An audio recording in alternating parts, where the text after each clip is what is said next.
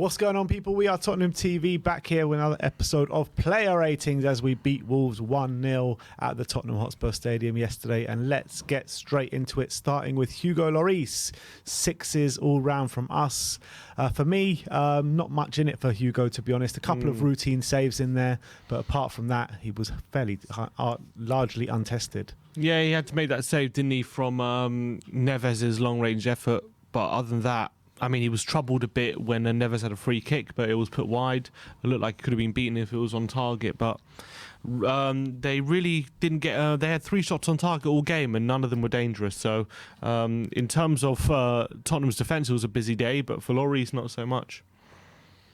All right, and let's move on to the right wing-back, Emerson Royal. 6s all round from us as well.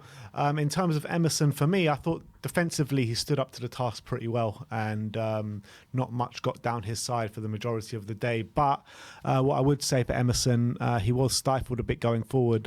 He did try and push the team on at times from that right wing-back slot, but I felt he was let down a bit by his decision-making in the final third once again. Yeah, there was one time where he did get the ball in first time and he played it behind all the attackers, and that was the only time really he got forward and he was able to really impact the game. Too many times he's too hesitant when he gets forward. He takes too many touches and the chance to get the ball in the box is gone. One thing I did like was he was linking up fairly well with Kulusevski, especially in the moments in the first half and in the second half. So that was nice to see. But he needs to be just more decisive in the final third, and I feel like there's always going to be a problem with Emerson. And in terms of that link up with Kulu, that's something I've actually noticed since the back end of last season. That relationship is really growing, I feel. But anyway, let's move on. Let's start talking about the centre-back, starting with Davinson Sanchez, the right centre-back. 7s all round from us. And he stepped in really well, as he has done the previous, 7.5 hours, to be honest, when Cuti Romero has been out. He defended really well, aggressive, getting his tackles in. There were a couple of iffy moments in there, but the most iffy moments did come when he was asked to play out the back and be comfortable on the ball. He just doesn't look comfortable at all on the ball, and that hurt us really going forward, and that hurt really Emerson pushing up the pitch as much as he probably would have liked. So I think Sanchez put in a really good display defensively, but going forward and on the ball is where he's always found and wanted. Yeah, I think defensively he was really strong. He was really solid. I think if in the first half, if it wasn't for Sanchez, I reckon we could have conceded a couple of goals. He was blocked some shots. He was really, really good. You got to give him a lot of credit. Again, his awkwardness and lack of composure on the ball, playing out from the back, is a problem. But I think defensively he really did a very good job, and probably defensively was our best defender on the day. Yeah, I agree with that. Just this quick score update, actually. I know this game is probably going to be gone when this is up, but it's 3-0 to Leeds. Yeah, unbelievable. 3-0. Unbelievable. Chelsea game and back. Obviously West Ham are losing 2-0 as well. Happy days. Let's carry on with the player ratings. Let's move on to Eric Dier. 6s all round from us. Every score has been the same from us so far, which is interesting. But with Eric Dier, I thought, again, defensively, I think he was good and aerially dominant. Everything that came on over the top really was cleared away from him each and every time. What really let him down for me on the day was his, again, passing out the back, what we're saying for most of our players. And he was putting out a lot of pings over the top. And I know the stats maybe suggest that a lot of them were accurate, but the feeling I got from the game, especially in that first half, that they were always way too long. But the stats do suggest otherwise, but the eye test is a bit different. That's why you can't always rely on what you see a lot of the time, but you have to remember what you saw. But anyway, no, the stats suggest he played 10 accurate long balls out of 13, so that suggests his passing was pretty good. But I do remember a few times he played too many long passes which went astray, or passes into Harry Kane which didn't come off, and that was a problem. So I think in general he was pretty good. There was one moment where he let Nunes get a run on him for the header in the first half, and he maybe could have done better there. But I think in general, we shackled the Wolves front line, which is why they were restricted to long shots, and I think Dier was pretty good. Second half, I think he was a lot more aggressive and he improved. So I'll give him credit there, but I think first half wasn't his best. Yeah. Let's move on to the last of the back three, which is Ben Davies, 6s all round. And I think he was probably our most competent defender when you're talking about trying to move forward and trying to push forward. He had Perisic on that side, who was tucked up way, way, way high up the pitch. But I thought Ben Davies defended well for the most part. I did think that he let, I think it was Nunes go in front of him right at the end of that first half with that free header. But apart from that, I thought he defended fairly well. And as we restricted Wolves to not many real clear-cut chances. Yeah, and I think he actually was a lot. Yeah, he was a lot wider this time. He was actually getting forward quite a lot on the overlap, helping Perisic out.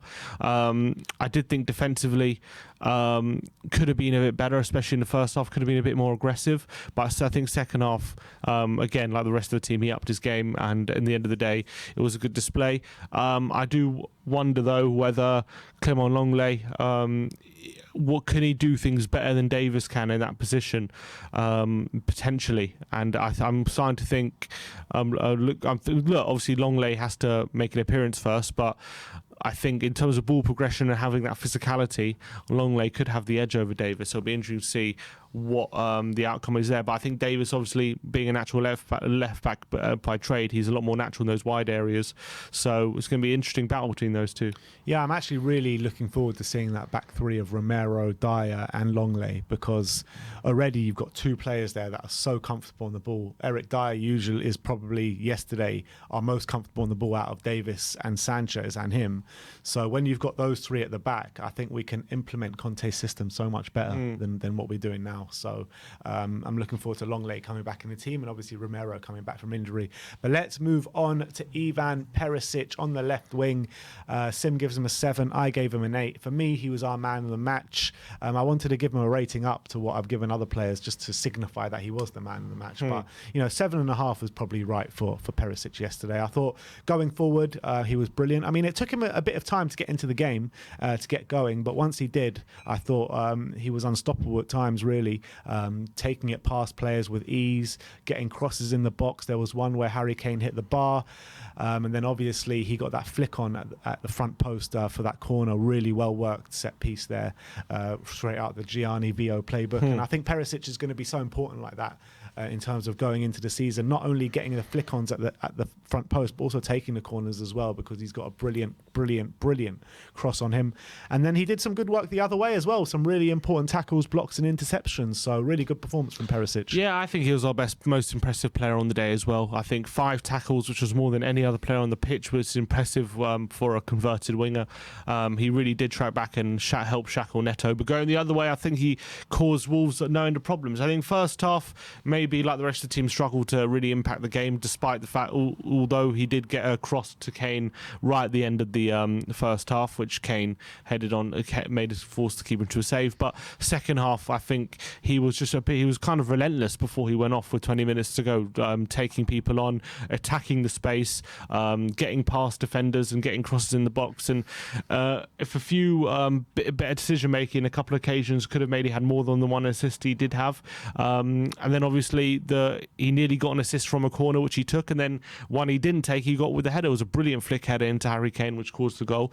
And the only reason I gave him a 7 is because I believe we've only just seen the start of what Perisic can really do from that position. I think he was really good, but I think he's capable of so much better, and I'm looking forward to what he can do on the pitch. Yeah, just one slightly worrying moment is when he went off, he was holding his calf, so hopefully it's not too much to worry about, but we haven't heard anything yet of the extent of any injury or anything, so hopefully it's not too bad. Let's move on to the midfield. Let's start off with Pierre-Emile Højbjerg.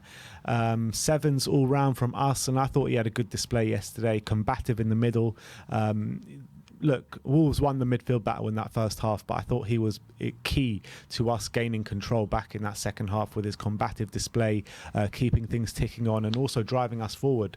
He really is becoming a top box-to-box midfielder where he's good in both areas of the pitch, where it would be in front of our defence and also driving the team forward and making key passes. So I think Højbjerg is a really important cog in this team, and he played well yesterday. Yeah, I agree with that, and I think he gets a lot of criticism, but I think a lot of his good work goes unnoticed, just doing the simple things really well, and I think he did that yesterday. He had a couple of shots as well, which forced the keeper into the simple saves, but at least he was getting forward and getting those positions, helping provide for the team. He was doing really well with the link-up in the second half as well, when Tottenham were looking to create chances, and I have to say, I thought it was a pretty good display from Højbjerg overall, despite, again, with Spurs, it was a poor first half by all accounts, I think him included. But once we regained control of the game, he was central for Spurs, putting Wolves under the cosh and also keeping them out. So another really good display from Højbjerg. Let's move on to his partner in Rodrigo Bentancur, which was a sixes all round from us, and it was definitely a game of two halves for Rodrigo, because I thought the first half he got bullied at times, and his passing was off, and he just wasn't really contributing to the team like we know he can. And I thought he got overrun a bit by the midfield three that Wolves had there, very strong midfield three at that. Second half he definitely improved and definitely helped us regain control as well. As I said, for Højbjerg, he was getting the ball, making things tip, driving us forward as well, and putting in some really strong aggressive tackles to win the ball back in that middle of the park. So a good display from Bentancur in that second half. And to be honest, if he puts in a carbon copy of that first half in the second half, you're talking about probably a 3 or a 4. But if he puts in a carbon copy of that second half in the first half, you're probably talking about a 7 or an 8.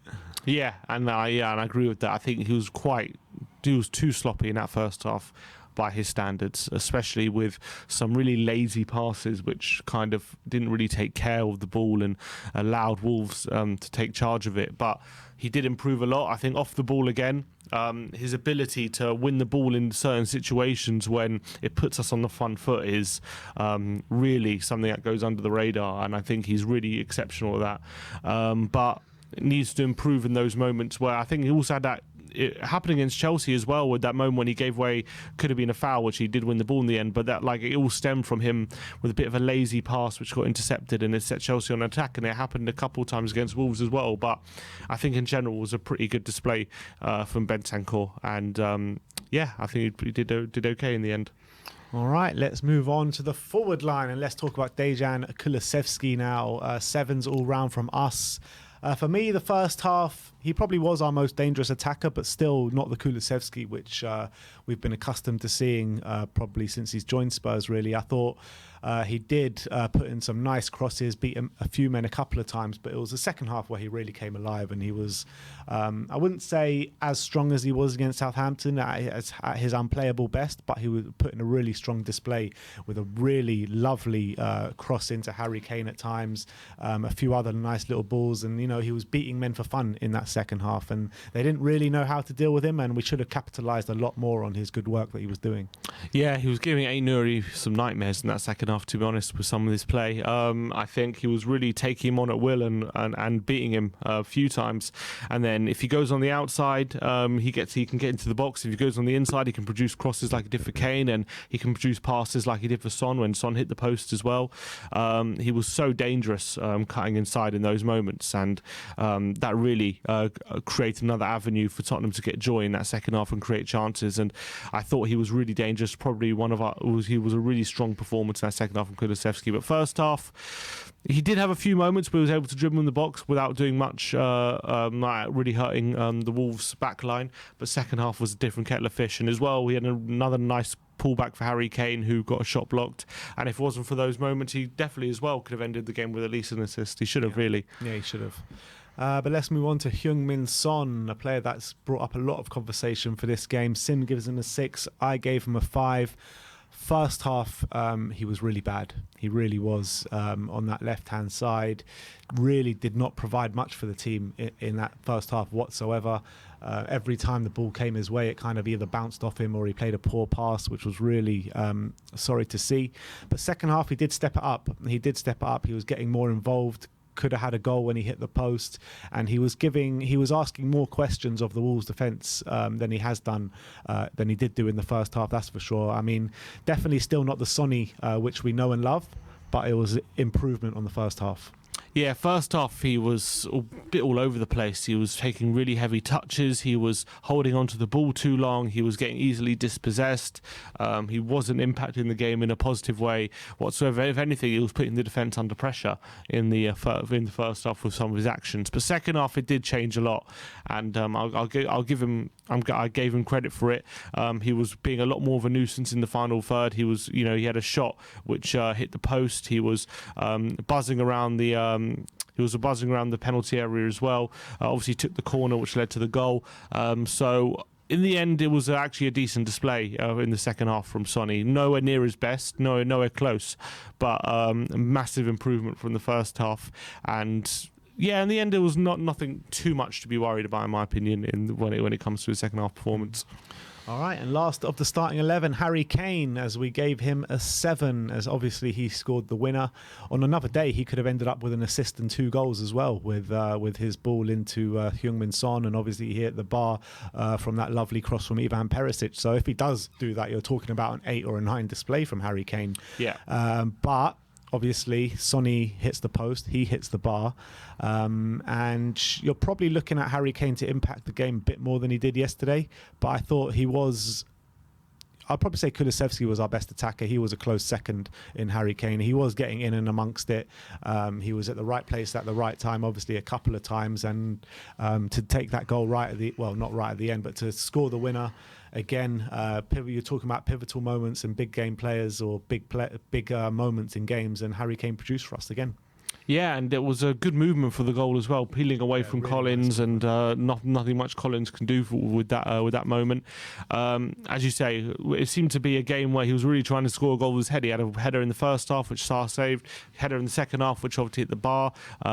He had the goal was scored with a header, and I think it was quite nicely involved in the build-up as well. There was one moment where he took a really clever, quick free kick on the halfway line to put Sonny through on goal, but Sonny couldn't quite make the most of it.